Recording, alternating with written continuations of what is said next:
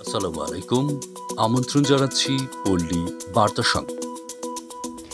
অদ্য ২১/৪/২০২৪ খ্রিস্টাব্দ সকাল ১০ ঘটিকার সময় ঢাকা জেলার ঐতিহ্যবাহী মিল ব্যারাক পুলিশ লাইনে অবস্থিত ঢাকা জেলা পুলিশের অফিসার ও ফোর্সদের জন্য নবনির্মিত তত্ত্বাধুনিক ১২ তলা ভিত বিশিষ্ট ৬ তলা ভবন পরিদর্শন উপলক্ষে মিল ব্যারাক পুলিশ লাইন্সে জনাব মোহাম্মদ তৌফিক মাহবুব চৌধুরী বিপিএম অতিরিক্ত আইজি পুলিশ হেডকোয়ার্টার্স বাংলাদেশ পুলিশ ঢাকা মহোদয় উপস্থিত হন।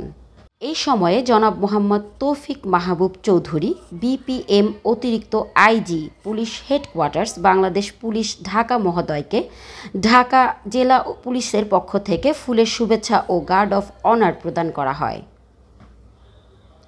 অতিরিক্ত আইজি মহোদয় গার্ড অফ অনার গ্রহণ শেষে মিল ব্যারাক পুলিশ লাইন্সে অবস্থিত ঢাকা জেলা পুলিশের অফিসার ও ফোর্সদের জন্য নবনির্মিত তত্ত্বাধুনিক ১২ তলা ভিত বিশিষ্ট ৬ তলা ভবন পরিদর্শন করেন।